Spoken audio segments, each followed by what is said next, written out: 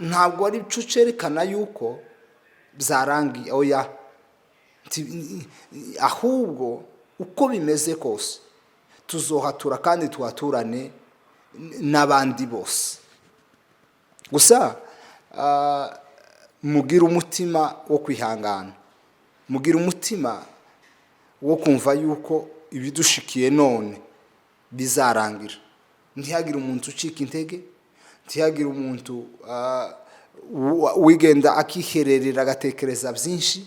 Oya, mureke gutekereza byinshi, ahubwo mutekereze yuko igihe cy'Imana ahari kiri hafi gusohora. Tubahaye ikaze kuri Inkuru TV, abakunzi bacu ba buri munsi. Uko dukoze ikiganiro tuba turi kumwe namwe, twongeye kandi kugaruka uko twabisezeranye. Twababwiye yuko uko bishoboka kose tuzatuza buri cyumweru, cyangwa se kabiri mu cyumweru, cyangwa se na gatatu. Rero twagarutse rwose tubabwira ngo turabashimiye abakomeje kudukurikira. Turababona abaduheza courage, turababona abandi nabo bagakomeza kuduheza inama zitandukanye, namwe turakomeje kubiyegereza. N'abandi bose batabona umwanya wo kuvuga nk'ibi ngibi, namwe turabiyegereje ngo twese tuze kubana.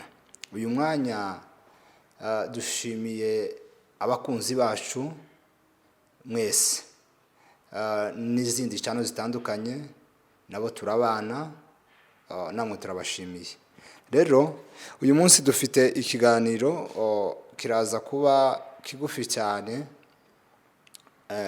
byenda sinzi ukuntu turi buze kucyumva vuba vuba.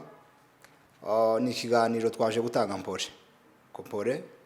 ku bwoko bw'abanyamurenge twese muri rusange, ko nababwiye ko ino channel yacu ishingiye cyane kuri education cyangwa se kungurana ibitekerezo n'iyobokamana. Ariko uyu munsi twazanye ijambo rya mpore ku banyamurenge bose. Ndakeka yuko iri jambo ndaza kurigazura cyane mu kiganiro, kubera yuko ni ijambo zenda duhora tubwirwa cyane ngo mpore. Ariko uyu munsi tuzanye mpore, twamenye cyangwa se turi mu bibazo bitandukanye, turi mu ntambara, turi mu mapfa ijoro n'igitondo. Impfu utobwirwa urundi muntu ngo azapfe kuba yarabyumvise, keretse umunyamurenge wavutse ari umunyamurenge. Rero tubahaye mpore rwose, ababuze abana, ababuze ababyeyi, abakomejwe gufata ku ngufu, abakomeje guhohoterwa mu nzira zitandukanye, abakomejwe gusenyegwa, abo bose tubahaye mpore. Abaraye mu gasozi, abaraye inzara, abana batakiye baja ku ishuri, abantu bose, ababyeyi batwite bazererana mu mihanda, bararira inzara, nta mazi, ntaho baryama, mwese tubahaye mpore rwose ngo mukomere. Imana irahari kandi izahoraho ibihe byose. Icy'ingenzi cyihutirwa ni ukubaheza mpore. Mukomere, twamenye cyangwa se tuzi ibizabitubaho, ariko ubu nyine tuzanye mpore ku baturage bari batuye Uvira. Abaturage bari batuye Uvira rwose, kiriya nicyo cyari kibanza cyacu twicaragamo ku manywa na nijoro, niho twaruhukiraga. Iyo twavaga imurenge cyangwa se mu ntara zigize agace ka Murenge, twaruhukiraga Uvira. Ariko kuri none abari bahatuye bahirukanywe, abari bahatuye ntibagihari kuri none. Rero tubahaye mpore babyeyi, bakuru bacu, barumuna bacu, imiryango itandukanye, tubahaye mpore rwose ngo mukomere, mwihangane. Twabazaniye icyizere kibabwira ngo Imana irahari. Twarakijijwe, twizeye Imana. Imana ntawe itazikora. Ijambo ry'Imana rizaritubwira ngo na nyuma ya zeri irakora. Tukumva yuko ari inkuru ya Bibiri ariko irakora. Nubwo kuri none twadutanga mpore ku bantu bari guhotegwa cyangwa se ku bantu bakorewe bitaza bikorwa abantu bawuvira, ariko ni hose guhera imurenge yose yarasambutse, Indondo yarasambutse, Mibunda yarasambutse, Minembwe yarasambutse, Ico hagati cyarasambutse, ariko kuri none uyu munsi cyatangiwe kubakwa. Uyu munsi baragenda, uyu munsi kibararagira inka, uyu munsi uduka twasigaye kibarakama.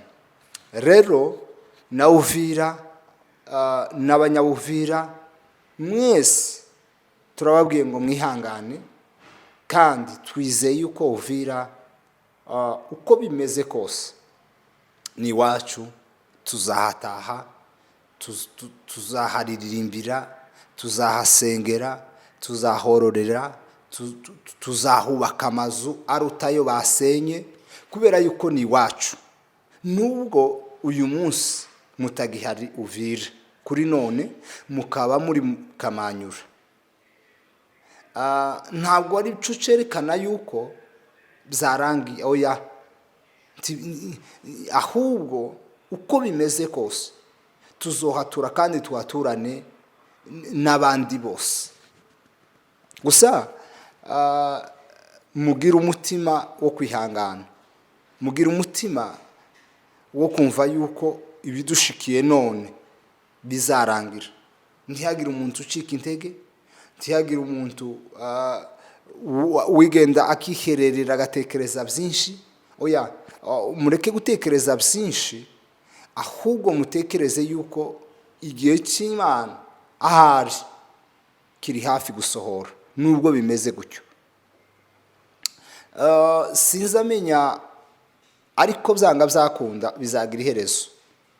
Ntabwo abanyamurenge aribo bakoze ikintu kibi mu isi, ntabwo aribo bagize amaraso mabi mu isi, ntabwo aribo bakoze ibibi byatuma bagera mu rwego bafata ikanisa yitiriwe inzu y'Imana igasenywa.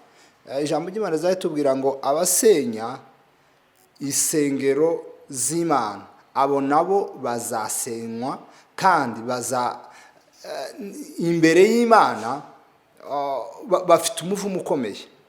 Kuvuga ngo ugeze ahantu usenya ikanisa ritarimo umuntu, ririmo amadafari, ririmo ibiki, ugafata ukarisenya, urumva haba harimo indengakamere zirenze urwego.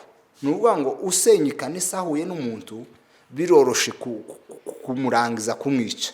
Ariko kubera yuko twakijijwe twamenye Imana, mukomere rwose, twamenye uko basenya amakanisa, twamenye yuko basenya amazu, twamenye yuko abantu bose bavuyeyo bababaye, babuze uko bagira, bamwe baraburara, abandi babura icyo, bari bamenyera ubuzima bwiza.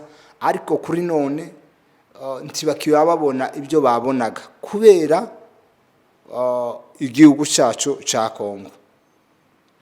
Ariko mukomere, iyaturemye iradufite, iyaturemye iratuzi, iyaturemye idufite mu bitekerezo, iyaturemye idufiteho umugambi. Ariko umwana w'umuntu iwe nta mugambi yatubwira ngo bikomeye, ntacyo yadutwara rwose. Kandi igihe cyose kirashira, manda zose zirashira, nta gihe kitagira iherezo, nta joro ridaca, nta n'amanywa atazakwira. Nubwo ubu nyine dufite agahinda tubabaye, ariko ejo ni heza, ejo ni hazima. Mwibuke n'igihe bafashe Yesu bamufata, yaravuze ngo nimba bishoboka kino gikombe kindengane, nimba bishoboka Mwami wantumye hano, kino gikombe kindengane, ariko Mana bibuka ushaka, ubushake bwawe, ububasha bwawe, ibitekerezo byawe, imigambi yawe kuri njewe, wowe wantumye Mana, bibuka ushaka. Imana yaramwumvise, ariko ntibzabujijwe Yesu gukubitwa, ntibzabujijwe Yesu kurazwa mu mazi, ntibzabujijwe Yesu kunyura kwa Kayifani, ntibzabujije Yesu kumujana kwa Pilato, ntibzabujijwe Yesu kumucumita rya cumu ryo mu rubavu, ntibzabujije Yesu kumwambika ikamba ry'amahwa, ntibzabujije. Kandi Imana yari ribizi, ariko yari yarabwiye Imana ngo nimba bishoboka kino gikombe kindenga, ariko bibi ubushake bwawe biri. Yesu nubwo ibyo byose yahuye nabyo, nta cyamubujije kugera ku ntego. Yageze ku musaraba, arakubitwa, arabambwa, arashinyagurirwa, ategwa amacumu, ariko ibyo byose arabyihanganira. Mu kubyihanganira arapfa. Ntibzamubujije kuzuka, ntibzamubujije kongera kandi kuba muzima, ntibzamubujije kongera kandi gukora ibitangaza. Yarapfuye, amara iminsi 3, arazuka, aba muzima, abona ababyeyi biwe. Nicyo gihe yabonye mama wiwe, amubonye arahamagara Yohana, aramubwira ngo Yohana, uyu ni mama wawe, uyu ni mama wawe ngusigiye, nawe mama nguyu umwana wawe Yohana. Kuko Yesu yari muzima. Natwe kuri none nibwo twadukubitwa, ariko Imana idufite umugambi, tuzongera kandi tube bazima, tuzongera kandi dutahe Uvira, tuzongera kandi dutahe Murenge, tuzongera kandi tubone inka, tuzongera kandi tubone amakanisa yacu yasenywe. Biriya ni ibibanza byacu, kandi iriya ni gakondo yacu, n'abasogokuruza bahari barahatuye. Iriya ni gakondo yacu, ntimugire ikibazo. Ni umwanya mutoya gusa, n'umuyaga gusuhuha, ejo uzahwama. Ubutegetsi buriho none, ejo ntibuzabuhari. Twebwe twari batoya, nako twari tutarabaho, ariko igihe twumva igihe cyaba mu butu yaragira ngo atambuke, bakamusasira ibitenge agakandagiraho, ariko ntibzabujije kugira ngo igihe cyiwe kigere. Abandi baje ntabwo babasasiye ibitenge. Nubwo ubu nyine ubutegetsi buhari bwa butwica, butubabaza, ariko dufite ibyiringiro yuko ibi byose bizashira. Mukomere, mwihangane. Twabonye ababyeyi barababaye, ariko nta gihe kitagira iherezo rwose.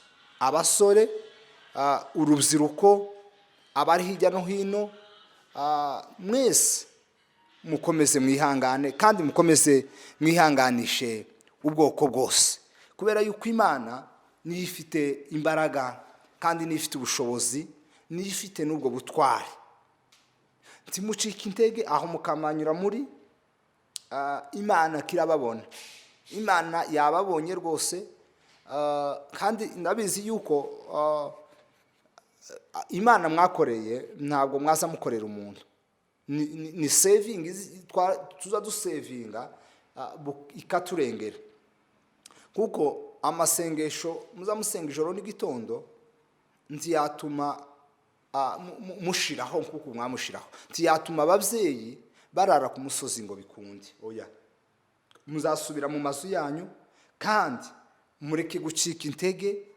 Imbaraga mwari mufite muri Uvira, ibitekerezo mwatekereza muri Uvira, imigambi mwumva mwakagezeho muri Uvira, mukomeze muyitekereze kuko bimeze kose, kubera yuko twamenye Imana. Israeli mu bihugu bigira abantu bakeya, mu bihugu bigira intambara z'ijoro n'igitondo, ni Israeli.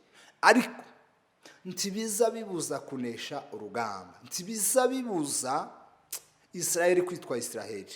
Natwe nubwo twadupfa, ntibizobuza kwitwa abanyamurenge. Nubwo hazosigara umwe, azaba ari umunyamurenge. Ntimugire ikibazo ngo tugeze mu gihe cyangwa irente turagira gute, ahubwo dushiremo imbaraga, twegere Imana. Twebwe Imana niyo mubyeyi wacu. Tureke kwibanda ku bantu, tureke gutekereza ku bantu, ahubwo twibande ku bantu cyane. Rero hari umuririmbyi waririmbye, yakoresheje indirimbo za Roza Muhando, aravuga ngo izafata igitambara izadohoza amarira yose twarize.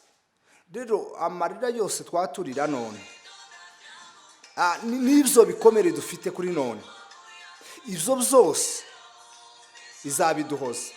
Icyo twaduhoga uno munsi n'ibyo twaduhura nabyo muri no mwisi, amahanga ari kubibona, ibihugu bitandukanye biri kubibona, Afurika iri kubibona, ariko ibyo byose nta na kimwe babikora. Ariko dufite Imana iturengera, dufite Imana ikora, dufite Imana yumva, izafata igitambaro izaduhoza aya marira. Ababyeyi bacu twatubona baba barira, izabahoza amarira. Ibi byose bizashira, turabizi yuko bizashira bavandimwe.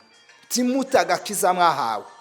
Muri yaravuze ngo ni ijambo ry'Imana ryatubwiye ngo kibisanyo ciza mwabikijwe, ngo mukirindisha umwuka wera ubabamo. Mufata agakiza twahawe tukarindishe muri bino bihe turimo mwami, kugira ngo dukomeze twizere, dukore icyo Imana idushakaho, nitumara tubintware.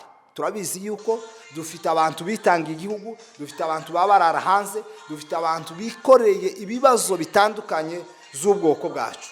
Rero mwihangane, kandi natwe urubyiruko ruri ubunyine dukanguke, dushake cyane igishobora kurengera ababyeyi mu buryo bwose bushoboka, haba ari mu mafaranga, haba ari muri edikasiyo, haba ari mu bintu bitandukanye, haba ari mu buvuzi. Mugerageze murebe uko abasigaye mu gihugu bareba uburyo batabagwa mu nzira zose zishoboka, kubera yuko ni twebwe dusigaye. Kandi nawe munyamurenge nuramuka wirengagije, Moridekayi yabwiye Esiteri, aramubwira ngo nuramuka wicecekeye nta kizabuza abayuda gutabara. Esiteri yarageze ibwami, Moridekayi aramubwira ngo nubwo ugeze ubwami, nubwo uramuka wicecekeye nta kizabuza abayuda gutabarwa. Nubwo nawe muri kino gihe waramuka wicecekeye ukifata, nta kizabuza abanyamurenge gutabarwa. Bazatabagwa, kandi tuzotabagwa n'abantu. Tuzokwitabara twenyine, tuzotabagwa n'imbaraga zacu, tuzokwitabagwa n'ubushobozi bwacu, mu bwitange twitanga, mu bushobozi dufite. Ubwo nibwo butabazi dufite. Mu maraso yacu niyo azameneka kugira ngo twebwe tubashe kubona gakondo, kandi gakondo yacu tuzayituramo. Imurenge tuzahatura, iriya migezi tuzayivomamo amazi, iriya misozi tuzayituramo, turiya tubande tuzatujamo. Ni ukuvuga ngo biriya bibira by'iwacu tuzobibamo, gakondo yacu tuzayitahamo. Mukomere banyamurenge, mwihangane babyeyi bacu, kandi mwizere yuko gakiza twahawe tuzagakomeza kandi ibihe byose. Rero turabashimiye bakunzi bacu, si cyane kubabwira bino bintu, ariko kubera yuko channel yacu ishinzwe education n'ijambo ry'Imana, twaza tubakomeza tubayizampore mu ijambo ry'Imana, ariko arakubwira ubwoko bwose ngo ni mukanguke. Israheli, abagore baheka imbunda, Israheli, abana baheka imbunda, Israheli, abantu bose barara amavi. Nuvuga ngo ubwo turi mu mahanga dusenge cyane, kuko Imana niyo ya mbere. Twongere kandi dutekereze n'ikindi twokora, uko ushoboye kose ugukore, ariko tubwira umuntu wese ubona bino bintu agaceceka, afite ubushobozi bwo kubikora, yaba ari amahanga, yaba ari ibindi bihugu. Mugerageze murebe akarengana. Ndanganta abandi bantu bararengana mu kinyejana tugezemo, haba n'inyamaswa mu mashamba irarinzwe, amafi mu nyanja ararinzwe, ariko kubona uruhu, amaraso y'umunyamurenge ameneka kugira ngo none ni ikindi kintu nticibukwa, ntigira gute, ntivugwa. Ariko dufite Imana izatuna ya Yesu yaramenetse, ariko ntiyamubujije kongera kandi kugira undi mubiri muzima. Rero bavandimwe, inshuti zacu, mukomere kandi mwihangane. Imana ibakomeze, natwe tuzakomeza tubane ijoro n'igitondo. Murakoze.